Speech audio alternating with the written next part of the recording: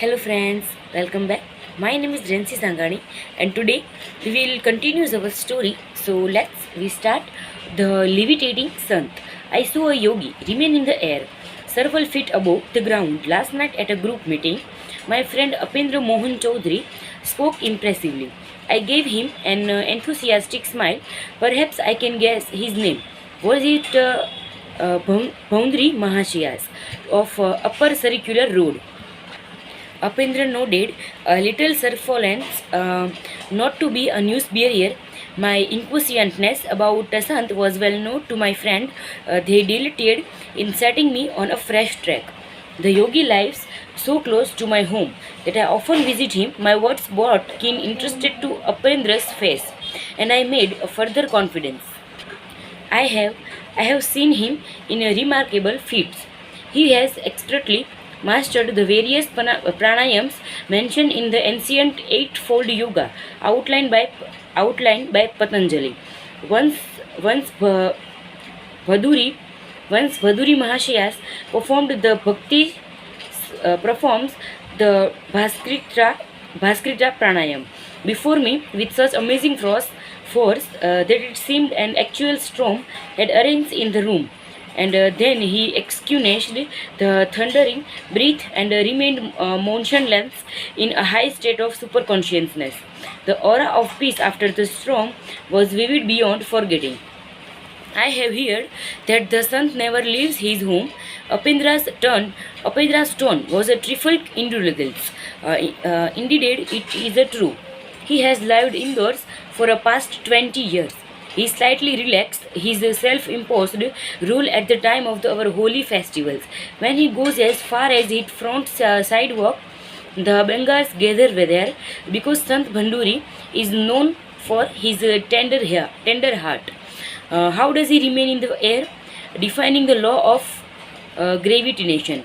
A yogi's body loses its grossness and after use of certain pranayams, then it will levitate or hop about like a leaping frog.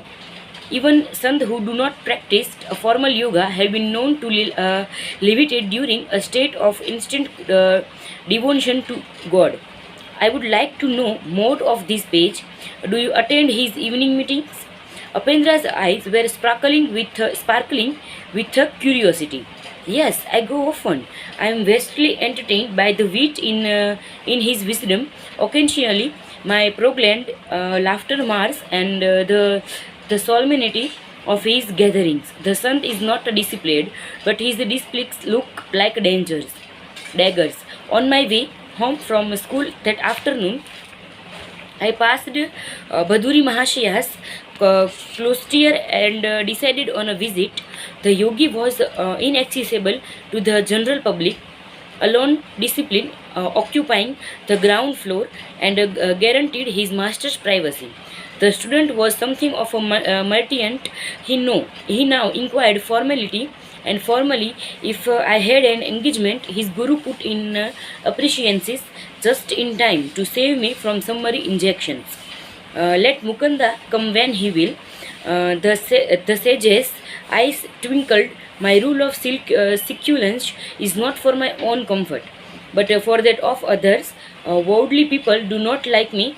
Can do that shatters their delusions. Shatters that delusions. Sons are not only rare but disconnecting, even in scripture. They are often found embarrassing. I followed Boundary Mahashiyas to his austerity guaranteed on the top floor, from which he seldom retreated. Master often ignored the panorama of the world's ado, out of focus, still centered in the age. The, con- the contemporaries of a sage are not only those of the narrow present. Uh, Maharishi, you are the first yogi I have known who always stay indoors. Good plants he sometimes in unexpected soil, lest we think may reduce him to a ruler. In a rule, the sage locked his vibrant body in the lotus posture. In his 17s, he displayed no unpleasing sign of the age of sedentary life. Stalwart and straight, he was ideal in every respect. His face was that of a rishi, as described in the ancient text. Noble-headed, evidently bearded, he always sat firmly upright, his quiet eyes fixed on omnipresence. The Sant and I entered the meditative state. After an hour, his gentle voice rushed me. You go often into the silence, but have you developed Anubhav? He was reminding me to love God more than meditation. Do not mistake the technique for a goal.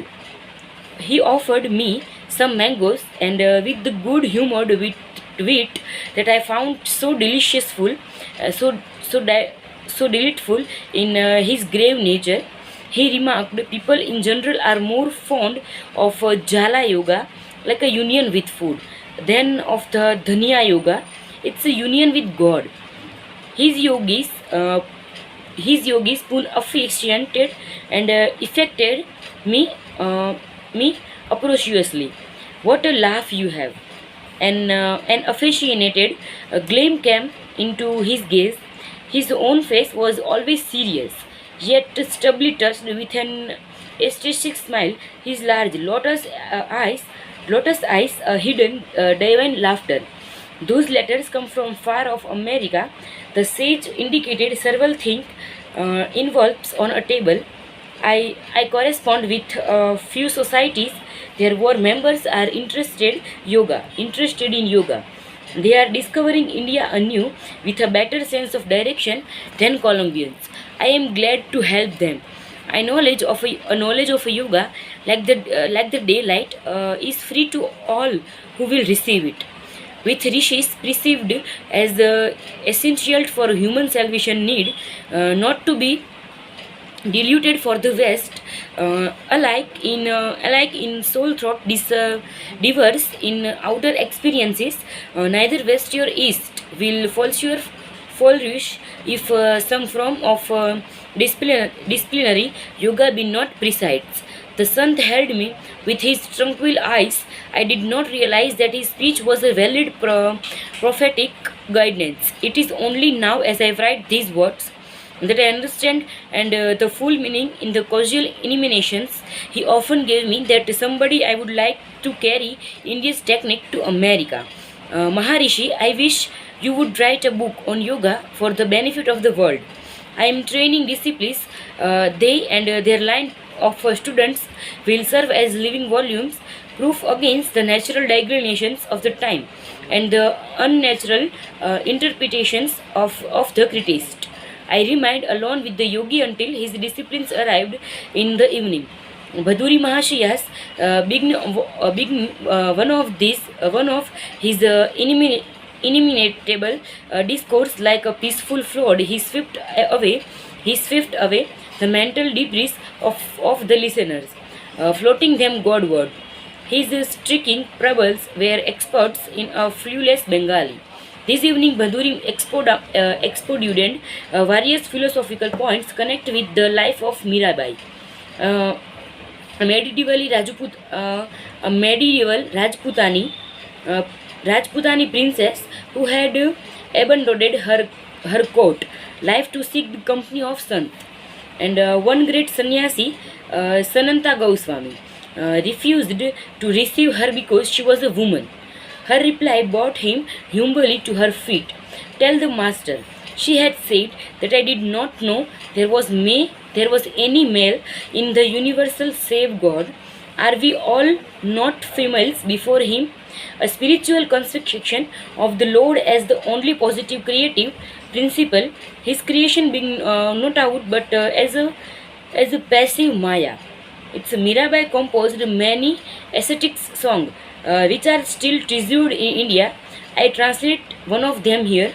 If by bathing daily God could be realized, sooner would I be a whale in the deep. If by eating root and fruits he could be no, gladly would I choose the form of a god.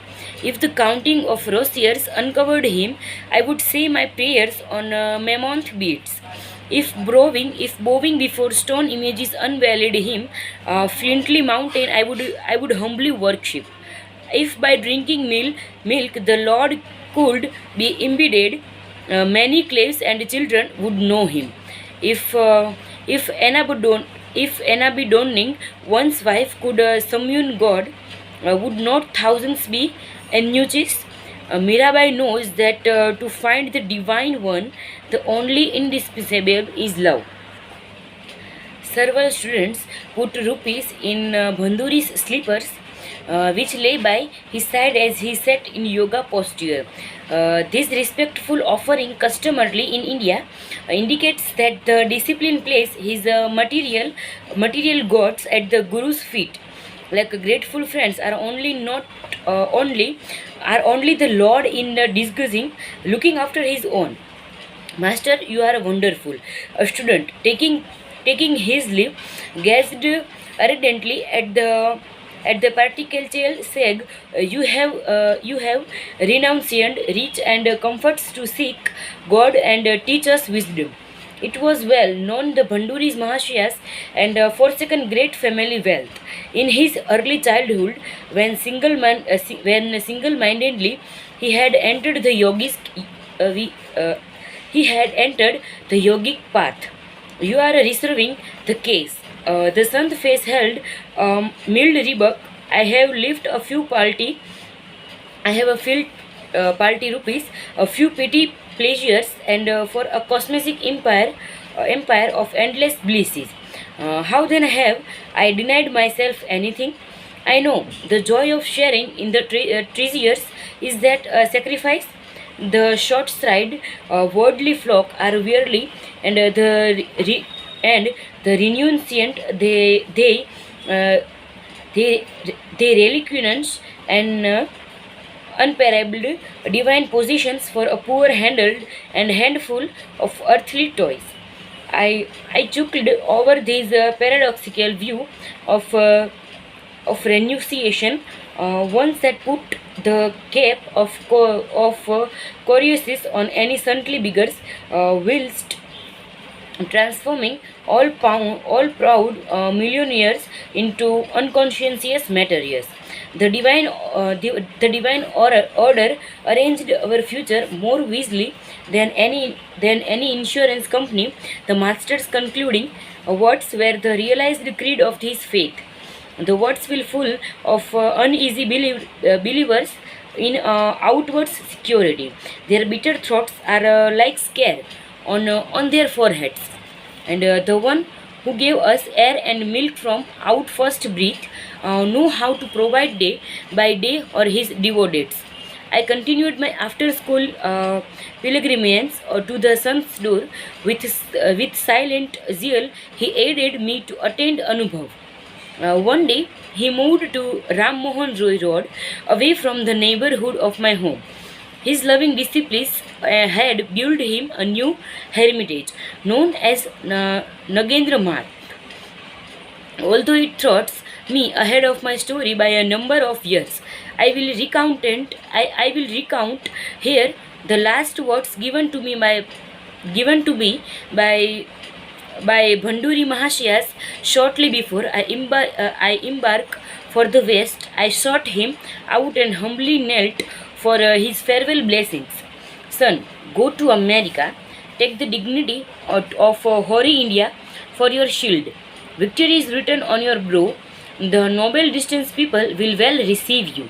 His full name was Nagendranath Bandhuri, among lative Sant of the Christian words was the 17th century St. Joseph of Curupient.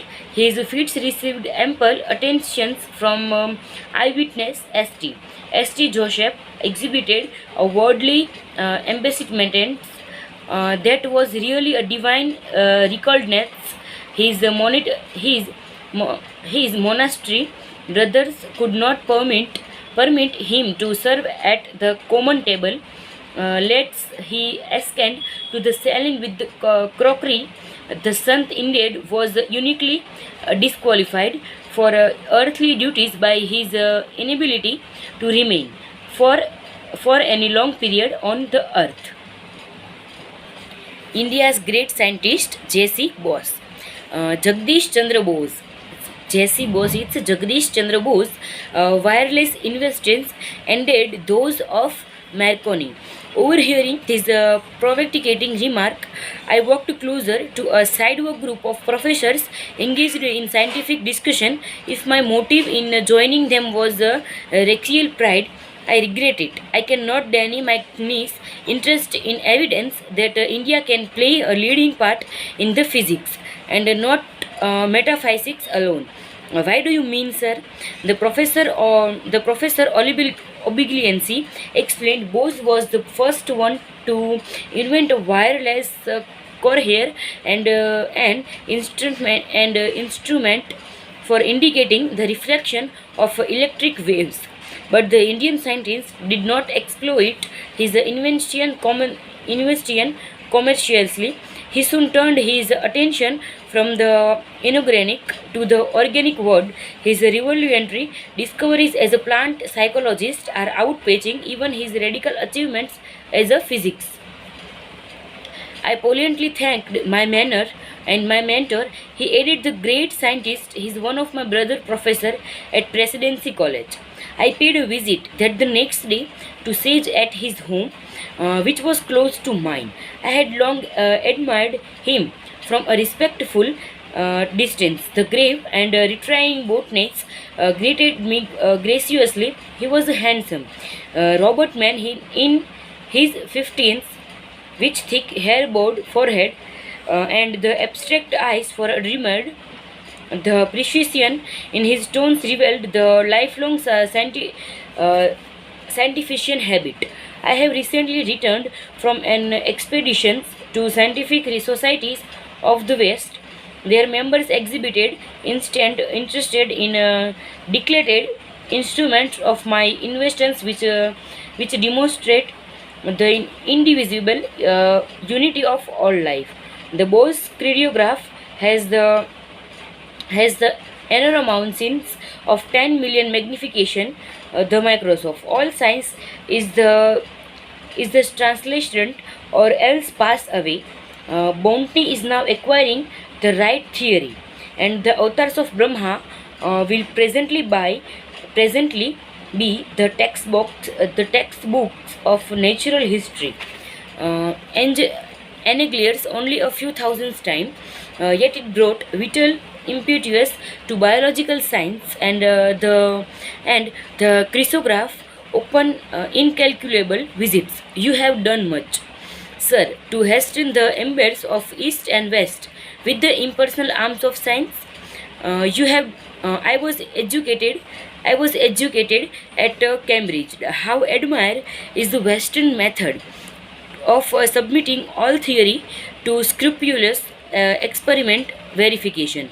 The empirical produced has gone hand in hand with the gift for introspections.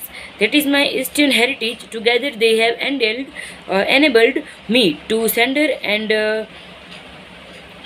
and slides of natural remains long uncommunicative. The telltales chart of my choreographs, the evidence for the most spiritual and skeptical that plant have the sensitive nervous system and a varied emotional life. Love, hate, joy, love, hate, joy, fear, pleasure, pain, exhibility, stupor, and countless other operator and appropriator response to stimuli are as universal in plant as in animal. The unique throb of life in all creation could seem only poetic imagery before your advent, professor. A sant I once knew would never pluck flowers. Shall I rob the rose bush of its pride in beauty? Shall I affront its dignity by my rude divertments? His sympathetic words are verified literally throughout your discoveries. The the poet is intimate with truth, while the scientist approaches awkwardly. Comes somebody to my laboratory and sees the uniquely testimony of the chrysograph. Gratefully, I accept the invention and took my deputer. I heard later that the botanists had left Presidency College and was planning a research center in Calcutta. When the Bose Institute was opened, I attended the distillery service. Enthusiastic hundreds strolled over the premises. I was charmed with the artistry and spiritual symbolism of the new home of science. In its front gate is sanctuary relict from a distant shrine behind a lotus pool and a sculptured female figure female figure with her torch conveys the Indian respect for a woman as the immortal light barrier. A small temple in a garden is constituted to the pneumonium beyond phenomena. Thought of the divine incorporeity is suggested by the absence of any altar image. Bose speech on this great occasion might have issued from the lips of the one of the inspired ancient rishis. I decided today these institute are not merely a laboratory but a temple. He revent solemnity stole like an unseen clock over the crowded auditorium. In the pursuit of my investigations, I was unconsciously led into the border region of physics and psychology. To my amazement, I found boundary lines one, when vanishing and point of contact and emergency between the realms of the living and the non-living. Uh, Inorganic matter was perceived as anything but interior. It was a thrill under the action of mul- and action of multitudinous force. A universal reaction seemed to bring metal, plant, and animal under a common law. They all exhibited essentially the same phenomena of figure and dispersion with possibilities of recovery and of exhalation, as well as the permanent unresponsiveness associated with death. Failed with away at this stupendous generalization. It was with great hope, and I announced my result before the Royal Society. Result demonstrated by experiments, but the psychologist present advised me to confine myself investigations in physics, in which my success had been assured, rather than to the encore on their perceives. I had unwittingly strayed into the domain of an unfamiliar caste system and had often its et, et, offends it etiquettes. Uh, an, un, an unconscious theological bias was also present, which confounds ignorance with faith. It is often forgot that he who had surrounded us with this ever involving my mystery of creation has also implanted in us their desire to question and understand throughout many years of miscorporations. And from the others I came to know that the life of a devotee of a science is inevitably filled with unending struggle. It is for him to cast his life as an ardent offering regarding gains and loss, success and failure as one. In time, the leading scientific sociologists of the world expected my theories and result and recognized the importance of the Indian contribution to science. Can anything smaller or circumscribed ever satisfy the mind of India? By continuous living traditions and a vital power of a reduced sense, this land has reduced itself through innumerable transformations. Indians have always arranged who, discarding the immediate and absolute price of the hour, have sought of the realization of the highest ideas in life, not through passive passive renunciation, but through active struggle. The waking who has refused the conflict, acquiring nothing, has had nothing to renouncing. He alone who has striven and one can enrich the world by bestowing the fruits of his victorious experience. The work already carried out in the Bose laboratory on the response of matters and the unexpected revelations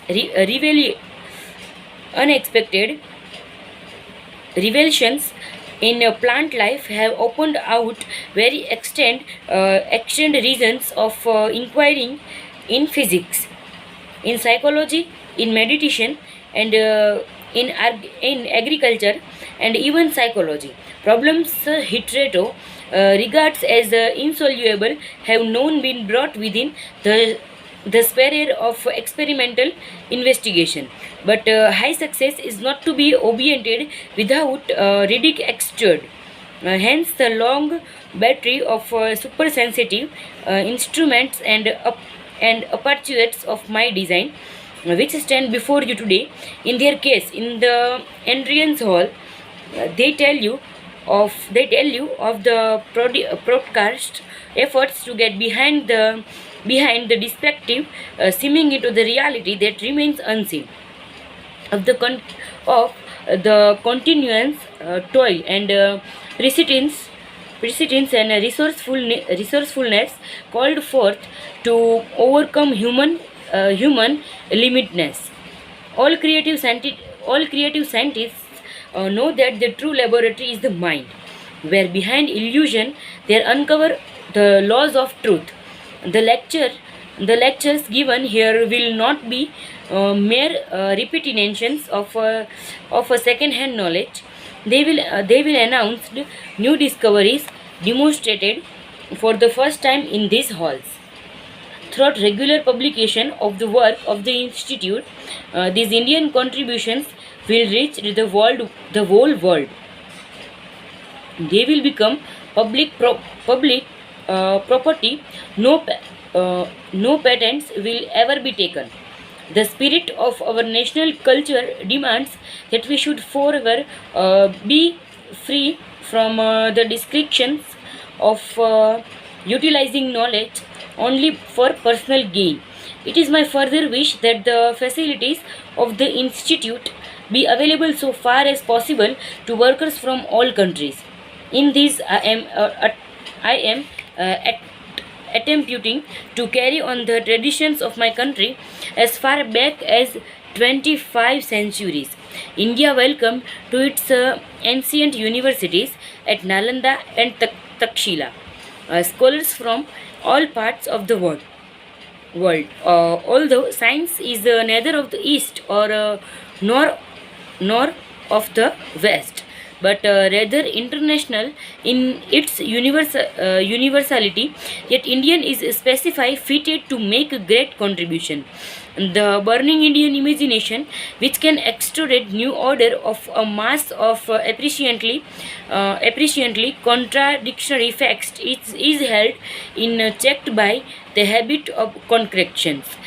These restrain conference the power to hold the mind of the pursuits of truth with an infinite patience. Tears stood in my eyes at the scientist's concluding words. It is patience, not indeed synonyms of India, confounding time and the historical alike. The atomic structure of the matter was well known to the ancient Hindus. One of the six systems of Indian philosophy is Vaishika, from the Sanskrit root Vaishyavis, atomic individually. One of the foremost Vaishishka expounders was Alulika, also called Kannada,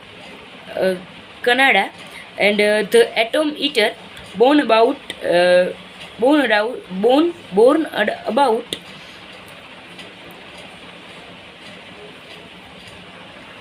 28,000 years ago. In an article by Taramata East West April 1934, a summary of Vaishishka scientific knowledge was given as follows. Thought the modern atomic theory is generally considered a new advance of science. It was brilliantly expounded long ago by Canada. The atom eater, the Sanskrit nuance can be properly translated at atom in these letters, literal Greek sense of uncut or indivisible. Other scientific explanations of Vaishishka treatises of the BC era include: first one is the movement of needles toward magnets. Second one is the circulance of water in plant. Third one is aksha or ether in intent and structureless as a basic for transforming and transmitting stable force. Fourth one is the solar fire as the cause of all other forms of heat. Fifth one is heat as the cause of molecular change. Sixth, the law of gravitation as caused by the quality that inheres in earth atoms to give them their attractive power or downward pull. Seventh one is the united nature of all energy, causation as always rooted in an expeditor of energy of a reducer button of motion. And this type of much Vaishishka assigned the origin of the world of atoms entailed in their nature, their ultimate partialities. These atoms were regarded as possessing and inscient vibratory motion. The recent discovery that an atom is a maintainer solar system would be not news to the old Vaishishka philosophers who also reduce time to its furthest and mathematical concept by describing the smallest unit of time, kala, as the period taken by an atom to traverse its own unit of space.